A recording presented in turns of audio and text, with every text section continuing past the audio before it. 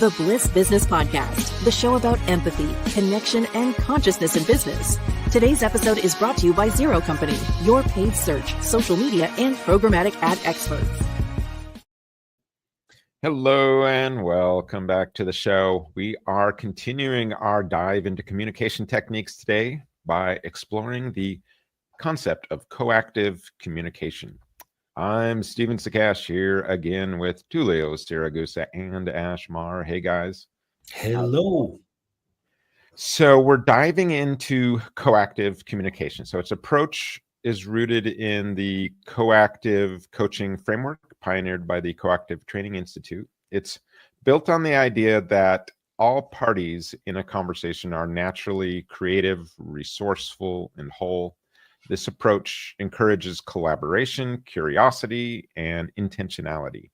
So it's shifting how we communicate in both a personal and professional level. So, Tulio, I know you've seen how coactive communication aligns with a purpose-driven mindset, but can you kick us off by sharing your perspective on how this fits into creating trust and transformation in teams? Yes, there's a lot of applicability with this, a lot of roots in design thinking, a lot of self-management ideology. So, coactive communication, really, it's about not just about exchanging ideas. It's about building relationships that foster trust and unlock potential. So the highest form or goal is intimacy. It's building relationships.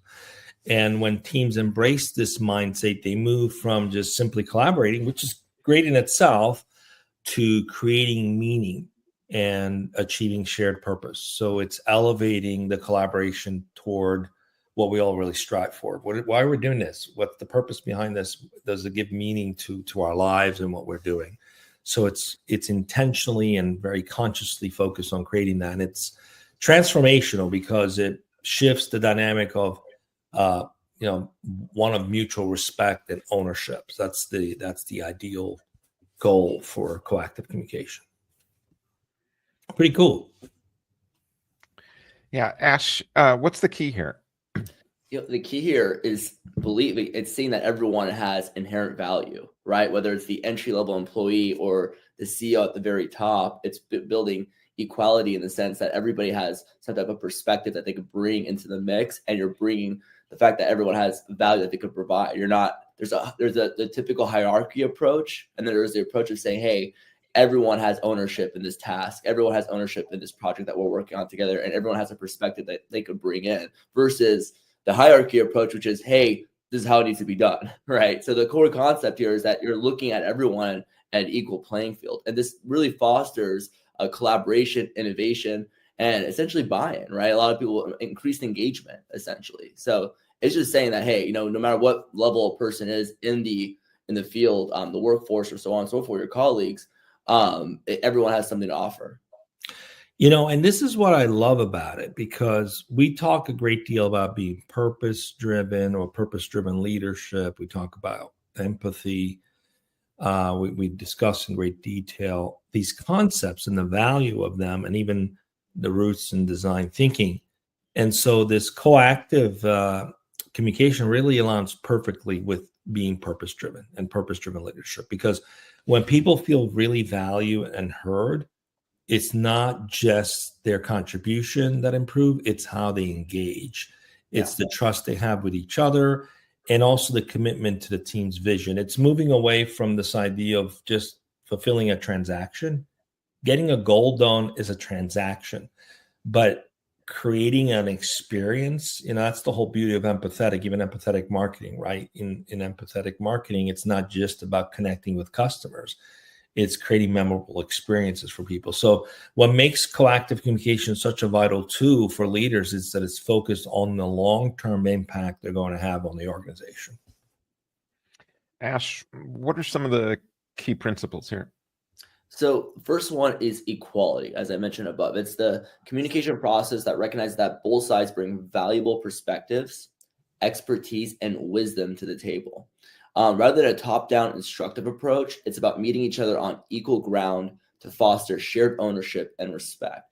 And with this approach also, there's a level of connection that gets created as well. It's like fostering that when Tulio mentioned people feel safer and more engaged, it's because they feel more connected, right? Another key principle is curiosity and discovery.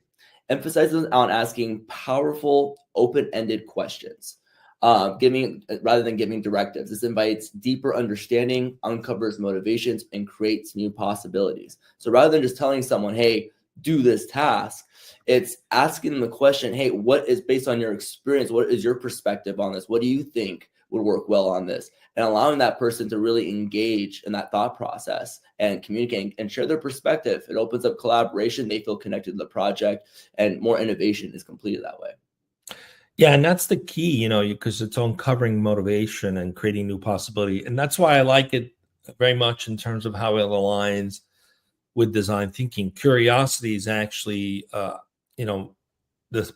precursor to the empathizing stage. It's really the discovery, the heart of the human-centered approach. It's rooted in curiosity. What could be? How could it be?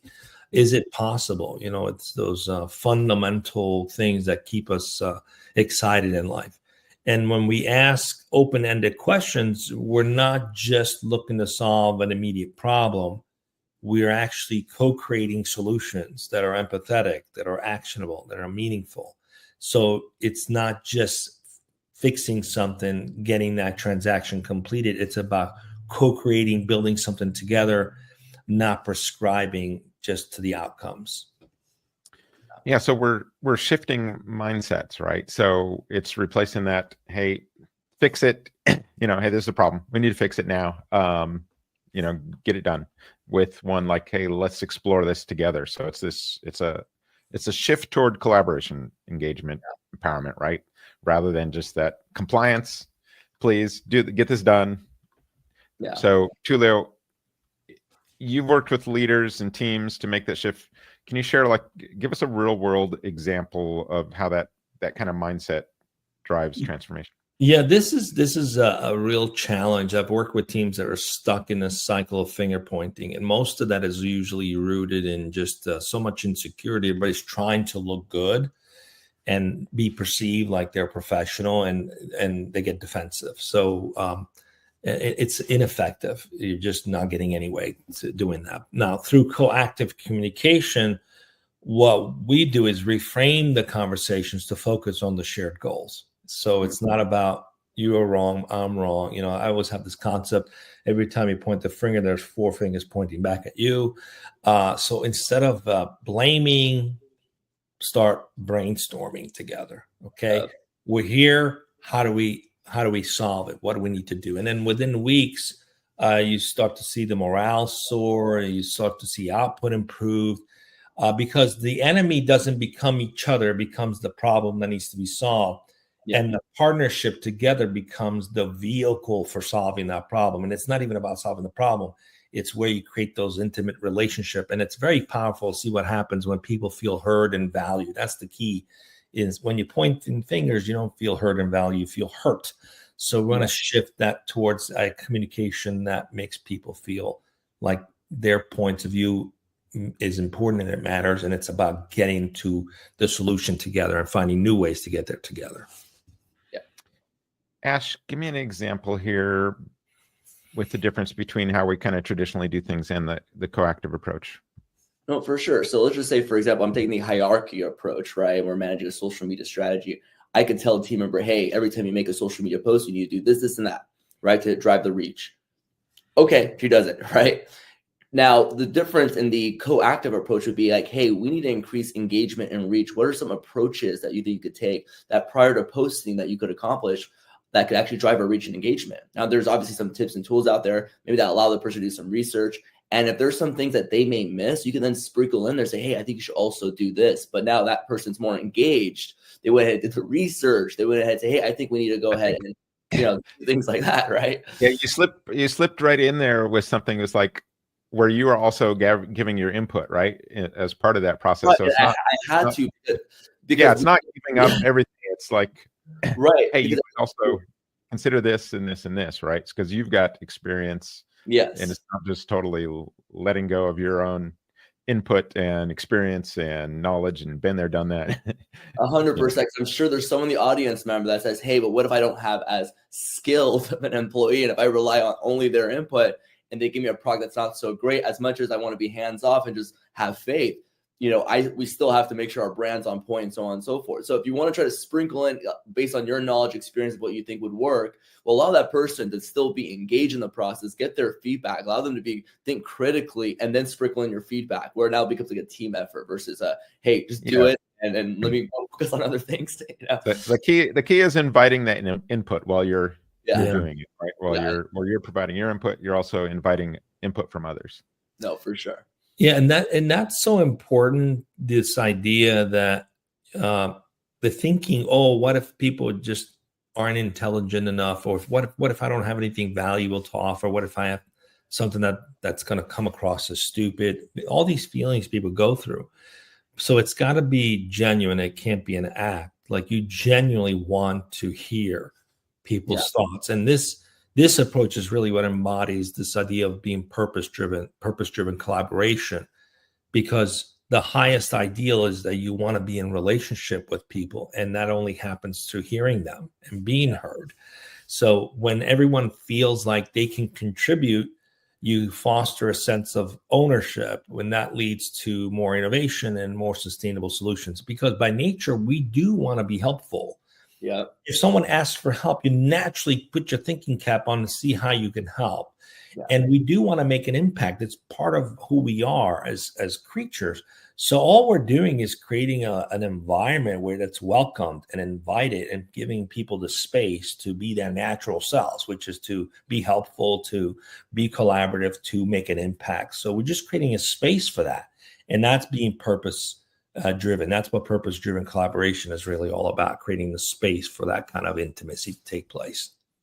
Something popped into my mind when you were talking about that, Tulio, that we do with our deep dives, where we have, 7, 8, 9, 10 people come together, and we're looking at a client account for marketing, and we're all going in there and kind of seeing what we can do to uncover and provide value to help our account executive improve this account. But as some of the senior members of the staff, we kind of, when we're presenting the ideas and stuff, we sit back and let everyone else sort of present their ideas. And then it's just like crossing off, okay, yeah, we got that one. And we're just letting them contribute in that way. And then there may be like 2 or 3 ideas that, weren't covered. And then it'll be like, okay, here, and then there's also this and also this. And so it allows everyone to really collaborate and find their items, and let us contribute as well. But it's just, sometimes it's like, we don't need to be the first person going out there saying all this stuff, because other people can come up with some of these ideas as well. Ash, you've been in that, right, with us. So, and you can create psychological safety in that process too. Sometimes I'll find myself sharing some crazy thought that I'm going through, and I'll ask the question, am I the only one just thinking this? Because I'm okay being out of line with this. I'd love to hear your opinion, because sometimes we have a thought, but we don't feel like sharing it because this might be way out there. But if you create enough safety where you could say, this is what's going through my mind, this is how I feel about it. I could be wrong, and maybe I'm seeing it all wrong. Can somebody help me see it differently? At least you get the opportunity to get it out there. And sometimes from that comes the validation that, maybe that's not such a good thought. And sometimes comes a new point of view that gets fostered into a conversation. So, but you have to feel safe to be able to say that and express that. And leaders can kind of model that, in a way that makes people feel like, well, that was weird, but it was safe to say it. So it's safe for me to say it too. That's the beautiful thing about it, I think. Yeah, I've seen Tulio do that in meetings every now and then. And it's, sometimes it'll be like, maybe it's even like a contrarian opinion or something to something, but you see that other perspective come in, and then, everyone shift their thinking around, okay, let's see, what's Tulio saying, blah, blah. And, you kind of go into coming at it from a different angle. But it flows really well. It's not like, coming off with, this is a dumb idea, guys, or something like that. No, it's more like, am I thinking about Am I this just right? way off base thinking this? Somebody please correct me if I am. It takes humility to do that too. You have to, I genuinely am curious if I'm just going crazy with that thought, or if it's just something valid to bring out and talk about. because it's better to bring it out in the open and discuss it than to have it linger there. Like, I should have brought that up, Yeah. And so, but to do that, you have to have a psychological safety in a team where you're not going to feel like, oh, that was a dumb idea, and that never happens because we have that openness.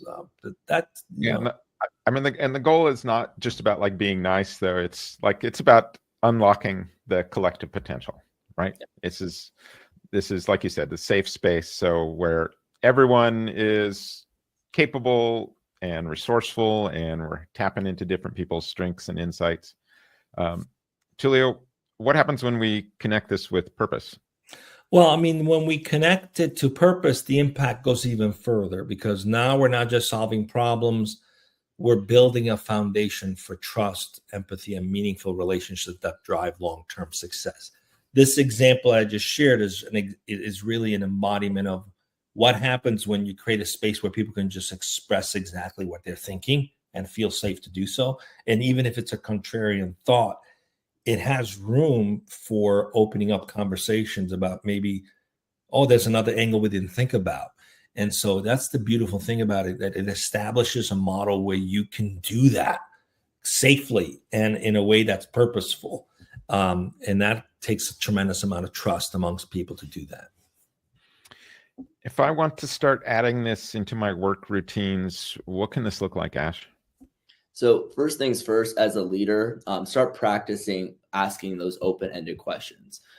It gets challenging at times when in high stress situations where it might just, I get caught in that scenario too, where sometimes I have to just be directive and, hey, this needs to happen now because the whole world has to fall on our heads, right? We catch ourselves in those situations. In those stressful situations, still practice open-ended questions. You want to keep your team engaged. I have seen in those moments of stress, me having to push something forward, being more directive, and seeing literally in real time the disengagement of my team on that project. Meaning they're just going to do it and then they're trying to move on and move away from it versus feeling like they're still having a part in it, right? Ash, is this where we should ask open-ended questions, but that are positively framed? Like we talk about, like ask positive questions. Even when the house is on fire, try to keep it as positive as possible. Ask the questions, keep the engagement. And as you're getting your team's input, sprinkle in your feedback. And if it is an urgent situation, you can't handle your anxiety, share the urgency in a safe psychological space where you feel like you can share that with your team. Another thing too is regularly practicing these and reinforcing it. So having, whether it's performance reviews, weekly staff meetings, or just giving, planning sessions and or opportunities for teams just to collaborate and conversate with each other. Keep an open dialogue, right? See how people are feeling, get their perspectives on certain things. Again, people are so used, and I think believe team members and just peers in general are so used to being in environments where they don't feel like they can express themselves. So they keep their opinions to themselves. But a lot of those opinions could be valuable insights that can help an organization. So I know an organization that really mastered this well, and he does it really well, is Ray Dalio in Bridgewater. They keep everything open-ended. Everyone's opinion matters. They call it idiocracies is what they call it, where pretty much he is okay with people shouting at each other if they had to, just to get to the truth. And that's what built that organization as being one of the top hedge funds. And he's obviously a billionaire as well. But that's his life, right? That's his lifestyle and how he, nurtures his business, his colleagues, his family. It's all about keeping everyone engaged. And lastly, here is just, you're going to run into resistance. There are certain environments that aren't used to this. Some people prefer a directive level of management. They're like, hey, just tell me what to do and I'll do it because I don't want to think, right? Well, when change, you have to acknowledge the fact that change can feel unfamiliar, acknowledge the discomfort. But ultimately, if you have environments of success where this has worked, share those success stories, share the data, right? Share, hey, we're practice something because the data has shown that this could be effective for all of us, right? But acknowledge that it is a different approach.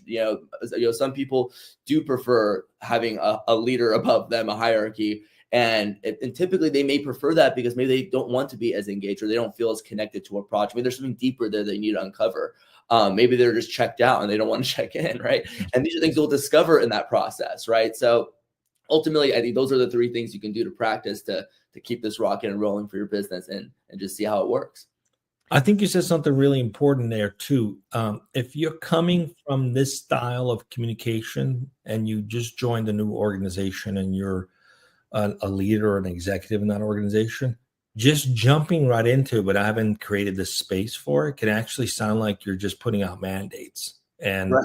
Yeah. and people will be like, this guy, this woman, they're crazy, right? All you're doing is just openly sharing your ideas because that's what you're used to. But you go into an environment that's not used to that, it's like, whoa, what just happened? Who is this person? So you have to patiently create the space for it. It doesn't just automatically happen for that exact reason you just mentioned. 100%. That's such a great point because there's a couple of factors here. I've seen this work in environments where it's not nearly as stressful, right? My little music community that I have going on, we practice this with each other. Everyone from ages 18 to 35 are all musicians and artists, and everyone has shared ideas, right? But there's not an environment where money's being exchanged. It's not a business. It's really people following their passion. So in those environments, it's easier to practice. Whereas there are environments where it's very stressful, or maybe that you're in a work environment that has a hierarchy practice. Maybe you manage a department within that type of model, and you're trying to open up the doors of communication and connection and so on. So to Tulio's point, being patient is a big one because you might work for an organization right now that has a top-down approach. And you have to be careful. If you just come in, they're going to think, hey, what is this crazy person doing trying to give autonomy to everybody when we're all like this and that. So yeah, patience, seeing the results, seeing people flourish, and then having it slowly trickle into other departments is helpful. But the key there, to Tulio's point, being patient with people. Tulio, Ash, a little while ago, he mentioned like the house being on fire and they're, those high stress situations, and you get a couple employees maybe going at each other. How can coactive communication play out in like the conflict situation like this? Employees going at each other, that never happens. Of course, that never happens. Actually, when it comes to conflict situation, this is a great opportunity to make this shine. So, for example, I worked with two colleagues who were clashing over resources allocation, fighting over resources. And, using coactive communication, I invited each to share their experiences. So this is actually a very good tool, even in interpersonal relationship. Rather than pointing out what the other person's doing wrong, you can just simply state what you're experiencing. What are you experiencing? What are you looking to experience? Just share your feelings, right? What's going on, and do it in a way where it's uninterrupted. So the rule is let so-and-so express themselves. You're not to interrupt them or stop them. Just let them and receive what they have to say, and it works both ways, right? And then this creates an understanding of what's going on in that person's mind and in their heart. What are they feeling? What are they experiencing? And once you have that understanding, then you can co-create a solution that addresses both their needs, right? Because most of the time we just don't understand what's at stake for that other person. And it's important to understand what they're going through, what their fears are. And then once you've done that, then you can co-create a solution together. And it's incredible how quickly trust is rebuilt when you stop fixing and you start exploring together. And that's the key. It's not like, let's see how we can fix this, right? It's more like, let's explore a solution that works for everyone. There's a different way to do it than let's just figure out how to fix this, right? That's like a lot of pressure. Everybody's like, I can fix this. It's like, let's explore how we're going to get this resolved or how we can create a great outcome. And that takes being able to create a space to be heard on what the experience is like for the other person. Well, I'm experiencing that I feel like I'm not really being listened to, or I'm experiencing that my department's being sort of left behind. This is what I'm feeling like, and then that's going to hurt my ability to achieve my goals. And just creating a space to be heard, like what's going on in this person's mind and in their heart, and then bring it down to the human level. Right? Remember, there's human beings involved, and understanding each other is key to resolving conflict, and then exploring how to make it all work for each other. The key. Tulio, at the top of the show, you kind of mentioned how this aligns with design thinking. For those who don't know what design thinking is, can you kind of tell them a little bit about design thinking and how coactive communication aligns with that? Yes. So design thinking is rooted in empathy. That's the main pillar of design thinking. So the first stage of it is the idea of being curious. Curiosity asks the question why, and how, and what, and who. So that curiosity allows you to prepare yourself to take in information. So you don't go into solving a problem or a organizational challenge or a new product idea or whatever you want to do, because design thinking can be used across a number of initiatives. You don't go into it with a preconceived idea of what you're going to do to solve it, right? You go into curious to figure out what is the actual problem. How can I fall in love with the problem, which then I can solve or I can find a resolution for? So the curiosity piece is key, which is understanding. Then there's the empathize stage, which is really where you ask a lot of questions. And those questions are for understanding. Like, what's really going on? What is the experience that people are interested in? It's moving beyond just the transactional need. It's like I can buy a suit and I can get that anywhere.